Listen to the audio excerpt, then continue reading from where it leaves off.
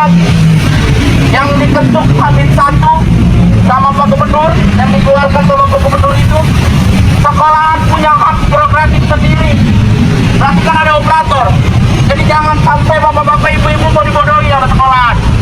Saya sampaikan operator yang ada itu ada 4. Operator yang pertama, dia yang menghadapi LSM, dia yang menghadapi ormas, dia yang menghadapi wartawan, dia yang menghadapi apapun itu. Operator kedua, yaitu operator jalur domisili. Operator ketiga, itu jalur afirmasi. Operator keempat, itu jalur pemindahan orang. Saya di sini Bapak Sep Humas SMA Negeri 1 Tangerang. Bapak Sep Humas. Ya. Nah, tadi kan saya sempat lewat tadi di depan ada semacam aksi dan ada kata-kata titipan si maaf ya LSM lah, ini titip bagi itu apa benar atau tidak? Coba dijelaskan Pak. Tidak benar itu. Jadi kita penerimaan murid baru itu sudah sesuai dengan peraturan yang sudah ditetapkan oleh Dinas Provinsi Banten. Jadi semuanya itu sudah sesuai dengan prosedur yang ada sesuai dengan list yang sudah dikeluarkan oleh Dinas Provinsi Banten. Nah, tahun kemarin kayaknya pada lolos ya. Apanya?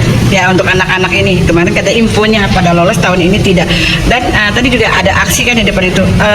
Kalau menurut Bapak itu aksi dari anak murid atau anak murid yang sempat dia diterima masuk tapi tidak masuk gitu kan, ada infonya begitu ya.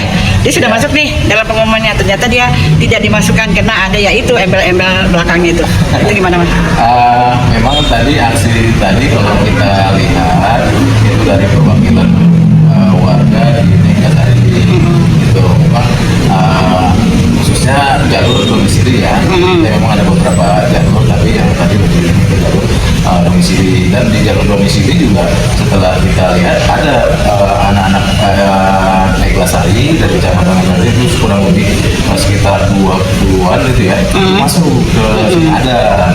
Itu memang kalau di Berarti dia jalur ini ya, domisili ya? Ya, jadi di domisili itu yang tahun sekarang itu kan kecamatan yang bisa masuk di SMA 1 Tangerang, itu kecamatan Tangerang dan Neglasari. Kalau tahun kemarin kan sama Batu Ceper, gitu ya.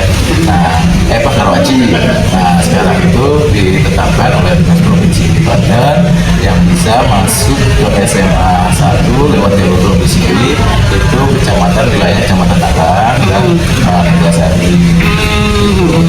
Dan di sini kita lihat tercatat ada 21 siswa yang berasal dari kecamatan Neglasari itu ya. Artinya sudah ada perwakilan anak-anak atau siswa-siswi dari Neglasari. Itu yang masuk semua ya.